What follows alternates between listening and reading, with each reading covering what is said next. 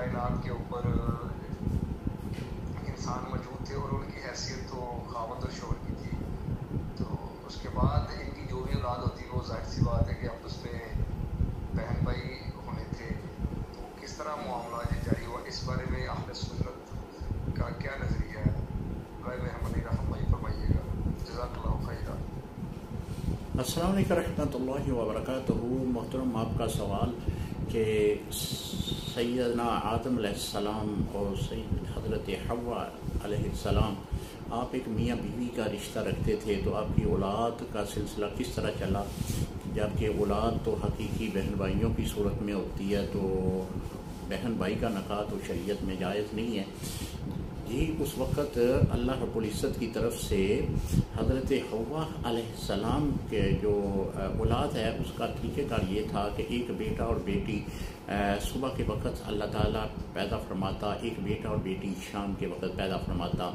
تو یہ خدا تعالیٰ کی تخلیق کا ایک طریقہ کار تھا.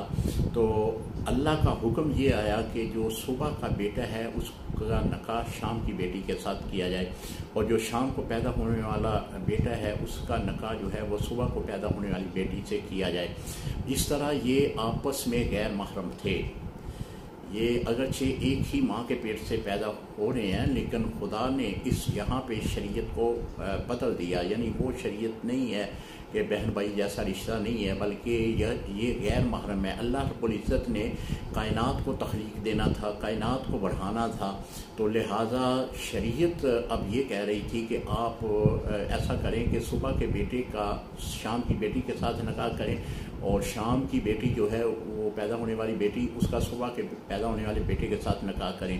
تو اس طرح نکاح کا سلسلہ آپس میں طے ہوا, اور اس طرح جو ہے وہ آدم علیہ السلام کی جو نسل ہے وہ آگے بڑھتی گئی, اور پھر آگے جو ہے آج تک بلکہ قیامت تک وہ اولاد جو ہے سیدنا آدم علیہ السلام کی وہ باقی و ساری ہے. اور اس طرح پھر ہر نبی کی شریعت جو ہے وہ اپنے اللہ کے حکم کے مطابق ہوتی تھی. بہت ساری شریعتیں جو ہیں وہ نبی علیہ السلام کی شریعت سے مختلف ہیں. مثال کے طور پہ بنی اسرائیل کی جو شریعت تھی وہ یہ تھی کہ اگر کسی جسم کے حصے پہ بھی نجاست لگ جاتی ہے تو اس جسم کے حصے کو داغنا پڑتا تھا, یعنی آگ کے ساتھ اس کو صاف کرنا پڑتا تھا, تب وہ نجاست صاف ہوتی تھی. کپڑے پہ نجاست لگتی ہے تو کپڑے کو اتنا پھاڑ دینا پڑتا تھا, دھونے سے بھی نجاست جو ہے وہ صاف نہیں ہوتی تھی, پاک کپڑا نہیں ہوتا تھا. لیکن حضور علیہ السلام کی جب شریعت آئی تو حکم یہ آیا کہ کپڑے کو 3 بار اچھی طرح دھو لیں, کپڑا پاک ہو جائے گا. اور جسم کے اوپر نجاست لگی ہے, جسم کو اچھی طرح دھو لیں تو یہ جو جسم ہے یہ بھی پاک ہو جائے گا.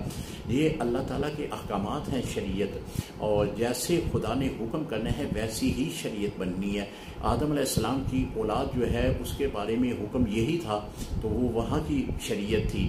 وہ اسی طرح وہ جو ہے اگرچہ ایک ہی والدہ کی بطن سے پیدا ہونے والے یہ بیٹے تھے بیٹی تھے, لیکن شریعت کا حکم یہاں تھا کہ وہ دونوں آپس میں غیر محرم ہیں, ان کے ساتھ نکاح کرنا یہ شرعاً جائز تھا.